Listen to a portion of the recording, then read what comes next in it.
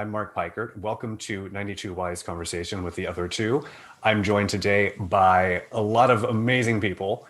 Editors, John Daigle, Adam Epstein, costume designer Jill Bream, production designer Maggie Ruder, and of course, co-creators, writers, EPs, comedy geniuses extraordinaire, Chris Kelly and Sarah Schneider. Hi. Welcome and congratulations on season 2, which just wrapped, and the upcoming season 3. Thank you. Thanks for doing this panel, Mark. Yeah. I mean, please, I nerded out so hard with Sarah and Chris for a Rolling Stone interview that I was shocked that I was asked to do this, because I walked away from that going, wow, that was a manic interview. But you know, I'm considering this my audition for the new season of Age, Net Worth, Feet. So fingers crossed that that goes well. So I'm really so delighted to be talking to everyone here, because I mean, Chris and Kelly, you guys are writing genius jokes. Sorry, Chris and Sarah are writing genius jokes. But everyone here contributed so much comedy to this season in particular. And I really want to get into everyone's contributions. But first, I want to address the COVID-19 elephant in the room. You guys had filmed a big chunk of season 2 before the shutdown happened, right? Yeah. We had shot about 4 episodes and then like scattered scenes for other episodes in the season. Yeah. So then, I mean, John and Adam, everything else aside, you guys had to come in after and make these 2 different shooting times come together seamlessly so that you can't tell. And I knew going into season 2 that the first 4 were shot pre-COVID. I could not tell what scenes had been shot in 2020 at all. Yeah, I mean, that's a testament to good actors and good wardrobe and good hair and makeup and good production design. And then us trying not to get in the way of that, basically. Yeah, true. I mean, there were so many conversations with like Maggie and Jill and everyone being like, I mean, we shot scenes where they were going into a building, and then that was one year, and then they were inside a building another year, and then they came out another year on another day. So that, I mean, that was all them making everything seamless. But it was a lot of work. I mean, it's really remarkable how seamless it all is. And in particular, just going with costumes right off the bat, because one, Chris and Sarah, did you just write fashion show and then just let Jill run with it? Sort of, some pretty close. We trust Jill so much. We've known her for years. We worked with her at SNL. She's like a genius. So we were like, when we knew we were building to that fashion show for Lance, we knew that she would make it great. But then we did know that we wanted certain of the we wanted Molly to be behind this plastic. So then we knew we wanted to integrate these sort of like plastic panels into the design somehow. And then we were like, and Jill figure that out, because we don't actually know how that will work. And she did great. Thank you. Jill, I mean, that must be a dream script to get, where it's just an outlandish fashion show for a comedy series. It was very fun. And that reminded me, Sarah, what you just said, the like early inclination of that script when I saw it. Remember for a second we were like, should we make everything nude? Like it's a little bit Yeezy-ish, but then it developed into something that I feel became much better than that, because we talked about how when this will be out, like Yeezy is over. Like we need to be 3 You heard it here first. Yeezy is over. Yeezy never over. And actually, just the other day, I saw a still of the Lowe's fashion show, and she literally had a clear plastic cutout in the t-shirt, and I was like, we did our job. We are ahead of the real fashion. But I mean, one of the best things about season 2 is seeing the growth of the characters, which, I mean, for a comedy series to allow this much growth for characters is a tribute to you and Chris, you and Sarah, because they're not where they started off this season at all in any way, shape, or form. But Jill, one thing that I loved the most in terms of the costume story was watching Brooke go from almost cosplaying as a manager to actually being a manager and dressing that way. So how fun was that to plot out?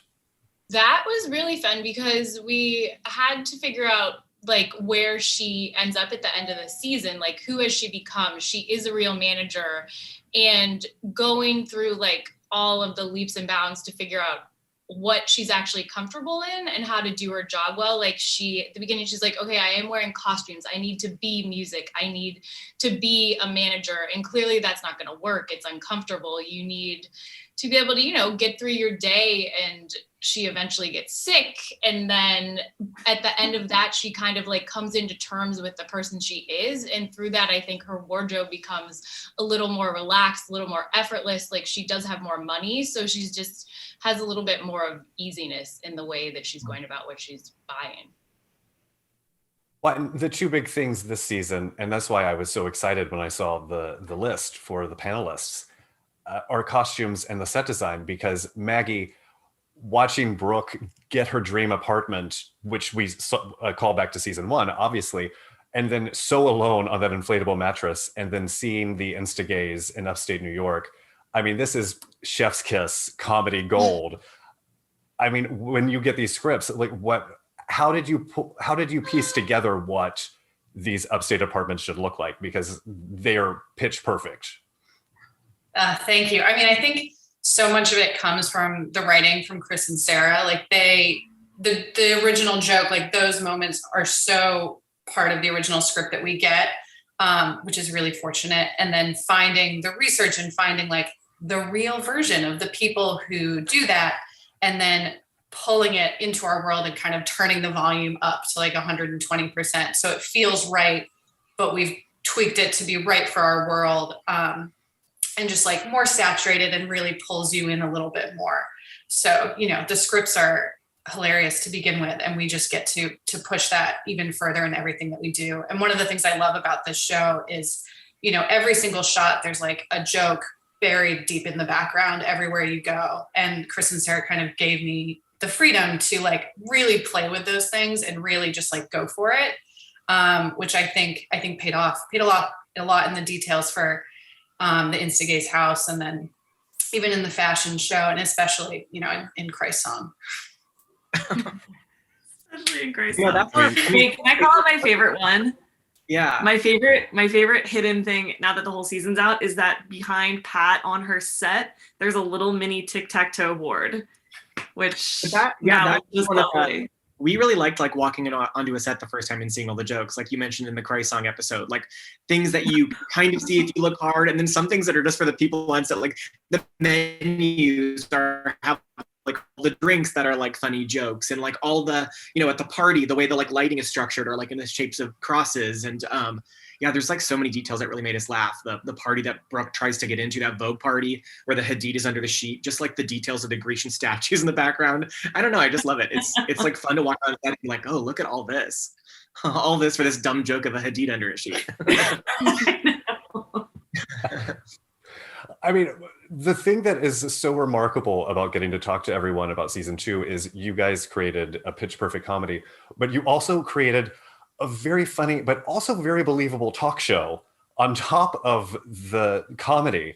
So how is that, just in terms of adjusting from, okay, this is a scripted comedy, to, okay, now let's recreate just this brilliant, realistic depiction of what a talk show looks like. And that's down to the lighting and the set. It's really incredible.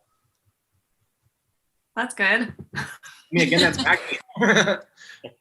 Yeah, I mean, that show was so much fun because I think I got to get inside Pat's head, which is like a magical, aggressively loving place.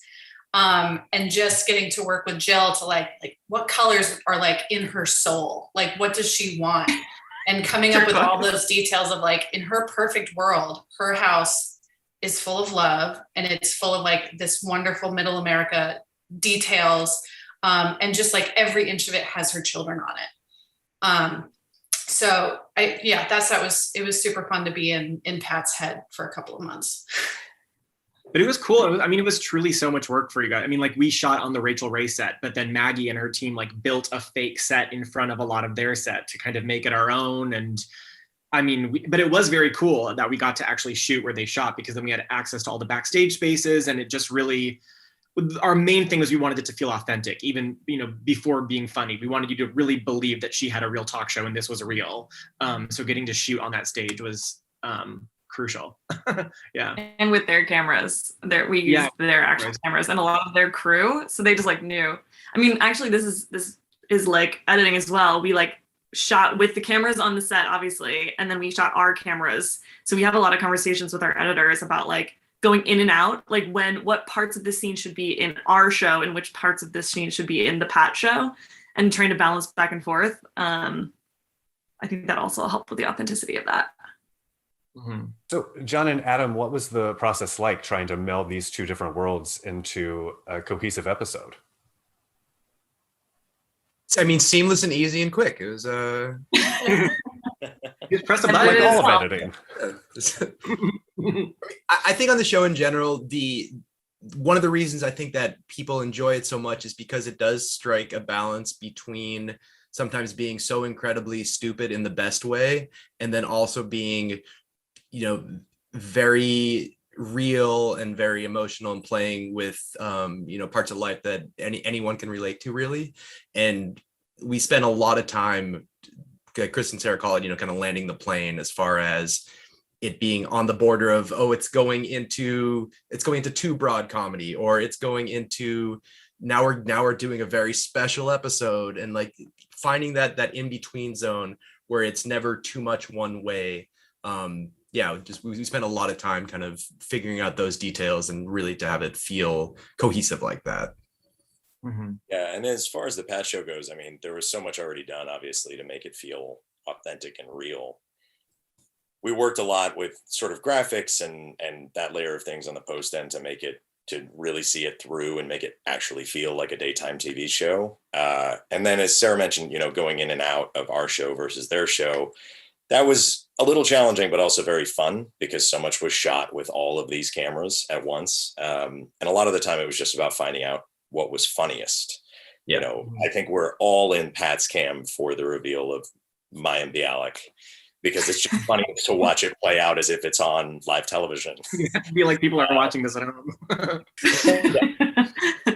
And that the authenticity of that also makes it just that much funnier, that you can picture this is actually streaming, you know, not streaming. This is actually broadcasting out to millions of moms at home. Yeah, we talk a lot about like who we're with in the show. So like, you know, like the finale when we follow Chase and Pat as the other two instead of Brooke and Cary, like that's our chance. And we talk a lot about that in the edit of like, instead of seeing Pat from the point of view of her cameras, we should see Pat from the point of view of our cameras, because now we're with her. So like a lot of the times it's, you know, we talk about like whose point of view we're with. Like we're with Brooke, and so we should only really see Pat on TV because we're not with Pat, we're with Brooke, things like that. Yeah, it gave us a lot to play with. Too much, you could argue. But I mean, one of the great things about this series is the editing, because there are so many jokes that just cut away at that perfect split second that doubles the laugh. And so, Adam and John, how are you finding those moments? How are you finding the right beat to land on? Is that just a constant conversation? Go for it. Yeah, it is. It is a constant conversation. I mean, we of course do our first pass on our own, and we really try to hit our best idea of those beats. But then we work really closely with Chris and Sarah constantly in a very collaborative way to always sort of kick the tires and see what's the funniest option. How can we constantly make something sharper, funnier, or in certain instances sort of bend both worlds and bring some poignancy to it as well. But I think it is editing itself is just a very constant process of interrogating every choice and really finding the best version of every beat. So we do our version, and then we work all together to really find that. And one of the great things about working with Chris and Sarah too is a hypervigilance to the comedy. And to that end, there's always, you figure out after a while that you can always kind of be adding something, like another layer of something, whether or not it's like really subtle sound design that you wouldn't, if you were looking at it cold, you wouldn't say, oh, like a little dumb cough in the background here makes this joke hit harder. because like there's no science to it, but then you try these like little things and add layer upon layer, and then for whatever reason it lifts it up, and then you're like, oh, that was good, but now it's better. So it's a constant honing and kind of minutia sculpture to kind of get it to the best version of what it could be ideally. Well, Chris and Sarah, what is the filming process like? Are you guys giving the editors options? Now that you understand their rhythms and their editing, is it like, let's do one more take, but like this, because that might work better knowing how they cut things? We don't get a ton of options, weirdly, right? I mean, it's so run and gun. We move so fast that, you know what I mean? Like we're shooting a lot of pages every day. So it really is about the prep work. You know what I mean? It's like really having conversations with people like Maggie and Jill and kind of like knowing ahead of time what we want so that we can kind of like execute on the day. I don't know, we try to get options in terms of like emotionality, right? Maybe, or I don't know, Sarah. Yeah, we'll do like on a spectrum sometimes in performance. So we're like, in this we think we're gonna want to play it like this, but let's just get one more that's like really pushed, just in case in the edit we're feeling like this character needs that extra emotion to like land this story. And then the other thing we really try and keep in mind is cutting between scenes, because like we all collectively sort of made a decision stylistically that we don't really do establishing shots. Very occasionally going into a party or something, very occasionally, but we don't do like, you know, outside the building new scene. We don't do that moment. So we have to make sure that we are coming off of something or coming through something, or there's movement, or it goes from movement to static, or that has to be very intentional. So when we go into the edit, sometimes we're still finding it, but those scene transitions were like shot with intentionality. So it can move between scenes. But we are very lucky with our editors that their first passes are often have made a really something exist out of like a pile of what we come in being like, well, that we don't know if it exists or not. But they're both so good at making the show exist. How did the choice to not use establishing shots come about? I don't know. We decided that early on, just because we were like, we don't like them, maybe, or we talked a lot about like, you know, especially in the pilot, like we're following these like quote unquote like losers, you know, like Brooke and Cary. So we talked a lot about the way we should shoot them, very plainly, very bluntly, so that there was a contrast between the way they looked and the way Chase looked. We always talk about how like Brooke and Cary can't afford a tracking shot. They can't afford any sort of special like lighting. Like they, you know, you see Cary at a party, he's always in a wide shot from far away looking very small. And then Chase gets the production design. Chase gets the moving cameras. Chase gets the budget. And so I think that is similar to not doing establishing shots. You just bluntly cut to that. We just always be in with them and in with their point of view. And it does make it a little bit hard in the edit because sometimes we are like, wait, how do we attach these scenes? But I do think it helps the overall like look and feel of the show because you really feel like you're in with them. And then when we swapped to Pat and Chase, that really helped us be like, oh, you're really in following them. It was a choice we made that was hard. I feel like it drives pace a lot too, because sometimes we'd be working on something and talking about like, okay, so this is a 24-minute episode. The amount that happens in this episode would normally be in like a 40-minute show, just as far as like the amount of plot, the amount of scenes, like where someone starts versus where they end is insane. Like you would never predict that.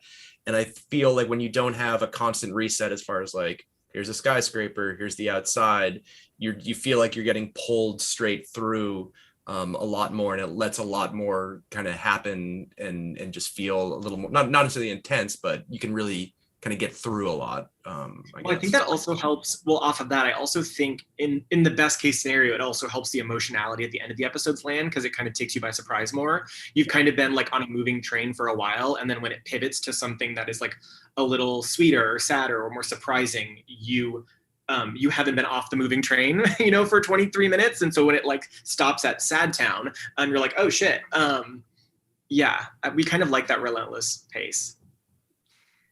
Always try and write to Sad Town. It's a bullet train to Sad Town almost every episode. But I mean, that's one of the reasons that I think the second season in particular really popped on social media, because we've all been making jokes in Sad Town for the last year. And so it felt very, very relatable, laughing through the tears with some of our favorite friends on TV. But I wanted to Jill, I wanted to talk to you about getting to know the actors and getting to, now that you're on season 2, it's knowing what they like, knowing their tastes and what looks good on them, on top of getting to level them up in terms of their wardrobe. Were those fun meetings with the cast? It was really fun. Again, where we're like, it's so many different shows and perspectives for each person. I really like to design for Pat and then Chase, because I like to think of them, they have, teams surrounding them, and they need to look to, be a certain level at all points of the day, regardless of whether they're on camera or they're going to an event. Like, they still have people that will have outfits set for them. But then you go to Cary and Brooke, and like, they're still just trying to work it on their, their own budgets and their own stylistic senses. So talking to each actor, it was really funny to be like, okay, do you think your stylist would have this laid out for you? How would you like to work with a scarf? Is that something that you think you would have if you're Pat? Like, going, and see episode 1, when they go to the Blake Lively restaurant, like, she's going there, but she's styled because she had someone laid out for her. And then you have, the other 2 who are just trying to make it. And it was funny, especially to talk to Cary, because he's always like, I'm just trying to work with whatever I have. And he's like, I have button downs. He's like, I might wear a t-shirt. He's like, I don't know. I mean, the number of patterned button downs that you put him in, and honestly, I felt very seen. I almost put on one today, and I was like, nope, we don't need to do that. Yeah. But it's so on point, and that's the thing about this show that I think rewards obsessive rewatching the way that we've been doing since season 2 dropped. Is there are so many jokes and there are so many spot on cultural references that you don't even register as a reference until you see it presented in that way. And certainly the pattern blouses were a big one for me in season 2. That was actually one of my favorite jokes of the season, when he keeps running into the store and he just grabs another shirt, and they're not even that great, but he's like, I just got to take it, and it works, and it's new.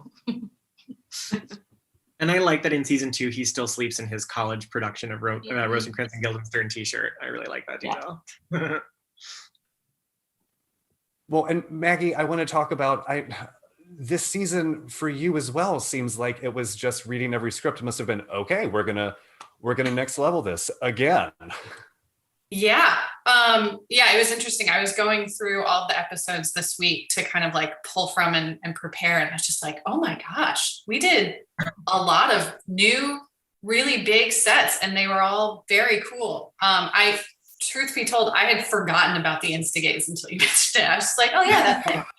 I think every episode is cool, because you can, you block out like the big theme, like the big set for that episode. And then you can think about, the arching, those big pieces as you go. But then within that, there's like Cary's apartment, which is like new, but kind of not new. So we had to strike the balance of like him growing and being in this different same space. We had a lot of really, really big pieces, but they were a lot of fun. A really cool conversation Maggie had with us early, because she was looking at the season like as a whole, but also each episode was, I remember her being like, let's decide what color each episode was, which wasn't really a thought, like I hadn't really put to words, but she was like, if this party is blue, this next party shouldn't also be blue. Let's make this party pink, or let's make this party purple, or in a way that was so thoughtful. So when you're watching the season, it's not like the same color palette over and over again, not the same theme over and over again. And I really think that makes each episode feel completely different from the ground up. And I thought that was such a thoughtful conversation to have early. I know we really tried to talk about that when we were writing, because it's really hard, because they go to a lot of like parties, and it can be very easy just to be like, it's an onslaught of parties. But I think in talking to like Jill and Maggie and a lot of the different people on the show, being like, how are they different? How are they not just like 10 parties in a row? So making sure that the fashion show is styled differently than the way the church looks, and the church looks different than the Vogue party. So you don't think about how it's just a series of parties. But we texted them both while we were editing. We were like, we knew it was a lot, but seeing them all laid out in a row, That's a lot. Yeah, girl. That's too much. We're sorry. Yeah. Yeah, that's a lot of luck. Maggie, what was the most challenging set this season? Oh, Say it with me now. Christ song. So Christ song was challenging for a multitude of reasons.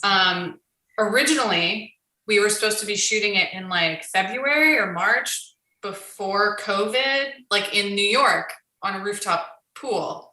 So that, weather, cold, freezing winds, all of those good things. So I think like just technically it was a really big challenge to think of something that like could survive the elements. And then we thought we did, and then we installed it. And then the next morning there was like freezing rain and the entire pool deck was frozen. So, we got to, I think that set overall was installed either 3 or 4 times because of like weather and other things, and we had to take it down. My amazing set deck, Charlene Wang Chen, did a post recently where she documented like each time, and the crew just being up there in the middle of the night putting these giant balloons up and like 17-foot Jesus like in the wind. So technically it was a challenge, but creatively it was so much fun because it was so much research into these modern churches, but also like the culture and the color around them and like how they use branding to bring people in and make it approachable so that you don't think about all of the other things that our characters find out. So I think it was a really cool like graphic color and design research project to get that like right and make it fun and interesting, but then also, monstrously kind of evil underneath. I know we had John and- so much trouble shooting that episode that we kept joking that God had read the script. It's really cool.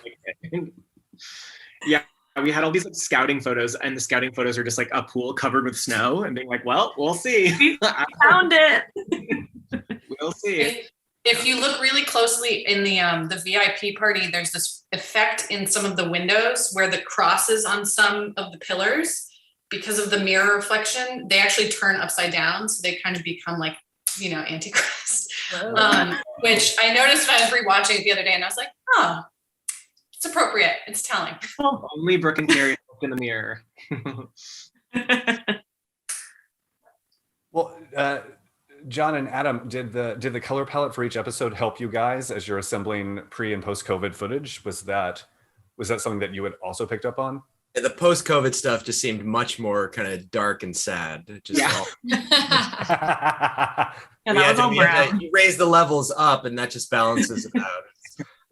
I mean, no, again, like with that type of thing, where we don't have as much say as far as like what the color palette is on a scene. Ideally, we're taking something that they've already done such a great job on setting up and then just heightening that even more. So if you're talking like that episode 5 with Christ Song, there's a part where after he talks to his friend Curtis, he comes back around into the bar, and that just the look of that there, it looks very much more kind of hellish before, and you're getting like a subconscious vibe of like, oh, this is probably maybe not a great place. And so on our end, it's, do we raise kind of the volume of the music playing? Do we make the crowd feel more filled in and just make things feel like a little more frenetic to kind of, subconsciously support kind of what everyone else has done on that scene and what the direction of that scene is going in. But as far as like setting those looks or those tones, the other people who are wonderful and make our job easier doing that. But it really is all. Yeah. Oh, there you go, John.